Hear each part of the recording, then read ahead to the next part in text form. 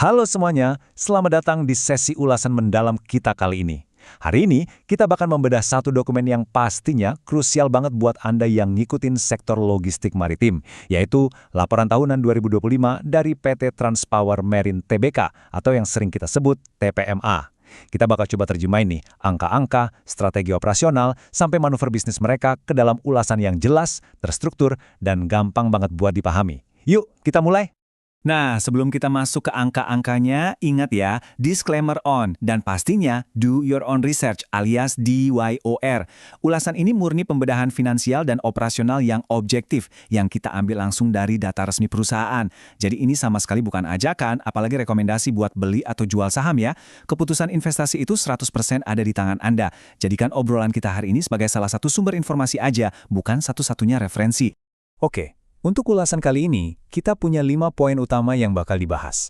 Mulai dari profil perusahaan, kinerja keuangan, ketangguhan armada, kebijakan dividen, dan terakhir ditutup dengan prospek ke depan. Kita mulai dari yang pertama ya, profil perusahaan.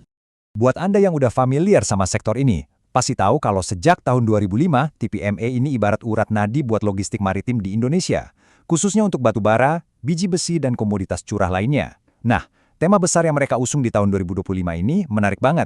Steered by Resilience, Sustained by Trust. Di tengah ekonomi global yang lagi naik turun, mereka memposisikan diri bukan cuma sekedar sebagai tukang angkut, tapi sebagai mitra logistik yang benar-benar kebal guncangan.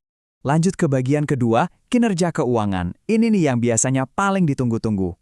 Coba kita bedah metrik utamanya, sepanjang tahun 2025, TPMA berhasil mencatatkan pendapatan di angka 113,4 juta dolar AS. Angka ini ditopang kuat oleh operasional armada mereka yang super produktif. Dengan beban langsung di kisaran 81 juta dolar AS, mereka terbukti masih mampu mengamankan laba bruto yang lumayan tebal, yaitu sebesar 32,3 juta dolar AS. Memang kalau kita bandingkan dengan 2024, ada sedikit penyesuaian, di mana pendapatan turun moderat dari 119 juta dolar AS yang juga selaras dengan adanya kenaikan pada beban langsung. Tapi, tunggu dulu, penyesuaian dari 119 juta ke 113,4 juta dolar AS ini sebenarnya dinamika yang sangat wajar. Manajemen mereka pun secara terbuka menyatakan kalau tahun 2025 memang menuntut perusahaan untuk beroperasi di tengah fluktuasi pasar komoditas global yang lumayan liar. Jadi, angka ini lebih merupakan cerminan dari pergerakan pasar secara luas dan bukan semata-mata tanda kalau efisiensi internal mereka lagi menurun. Sekarang, kita masuk ke poin ketiga. Ketangguhan armada. Terus gimana dong cara mereka meredam fluktuasi pasar tadi? Rahasianya ternyata ada di 4 pilar operasional ini. Pertama, disiplin operasional yang tanpa kompromi. Kedua, mereka sangat ketat menjaga struktur biaya tetap sehat. Ketiga, keandalan armada yang memprioritaskan perawatan fisik secara mutlak. Dan yang keempat, penerapan standar K3 dan lingkungan yang luar biasa ketat. Semua ini dilakukan semata-mata untuk meminimalisasi risiko downtime atau armada yang nganggur. Poin krusialnya itu ada pada apa yang disebut oleh manajemen sebagai manajemen risiko yang adaptif. Maksudnya gini, ketika arah angin pasar tiba-tiba berubah, mereka nggak ngelawan dengan membabi buta. Justru, mereka langsung sigap menyesuaikan layar armadanya. Nah, kesiapan operasional kayak gini nih yang membedakan mana pemain musiman dan mana yang benar-benar pemain jangka panjang. Contoh paling konkret dari keandalan aset ini bisa kita lihat di armada berat mereka, seperti kapal kren Sovereign 8. Kapal dengan kapasitas raksasa kayak gini tuh butuh tingkat perawatan dan koordinasi yang sangat presisi loh.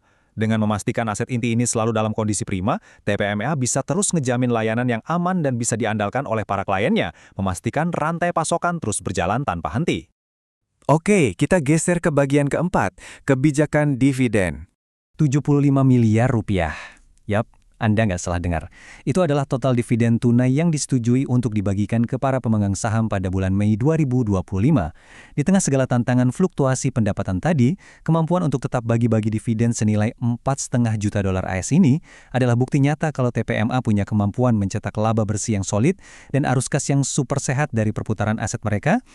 Bagi kita yang mengamati, ini jelas ngebuktiin komitmen mutlak dari manajemen. Efisiensi biaya dan manajemen arus kas yang mereka jalankan itu bukan cuma jargon belaka. Melalui fondasi operasional dan aset yang tangguh, mereka berhasil menjaga kepercayaan investor lewat pembagian imbal hasil yang stabil, nggak peduli gimana pun cuaca ekonominya. Terakhir, bagian kelima, prospek ke depan. Nah, kalau kita ngintip ke tahun 2026, situasinya ini ibarat dua sisi koin. Di satu sisi, ada tantangan nih, manajemen sangat mewaspadai rencana pemerintah buat mengerem volume produksi batu bara nasional, yang pastinya berisiko menekan volume muatan mereka. Tapi di sisi lain, ada peluang emas. Pembatasan suplai ini berpotensi besar untuk menstabilkan harga komoditas dalam jangka menengah. Logikanya, kalau harga batu bara sehat, ekosistem klien mereka juga bakal menguat, yang ujung-ujungnya bisa menghasilkan kontrak pengangkutan yang jauh lebih stabil buat TPPMA. Melihat rekam jejak resiliensi yang luar biasa ini, pertanyaannya sekarang adalah, mampukah ketangkasan operasional TPMA bermanuver di tengah kebijakan pengetatan produksi batu bara tahun 2026 nanti? Dan kira-kira, gimana strategi alokasi aset mereka bakal berevolusi buat mempertahankan stabilitas laba bersih? Biar lebih mantap, silakan kaji lebih dalam angka-angkanya. Dan ingat, pastikan Anda selalu melakukan riset mandiri ya. Terima kasih banget udah ikutin ulasan kali ini. Sampai jumpa di pembedahan berikutnya.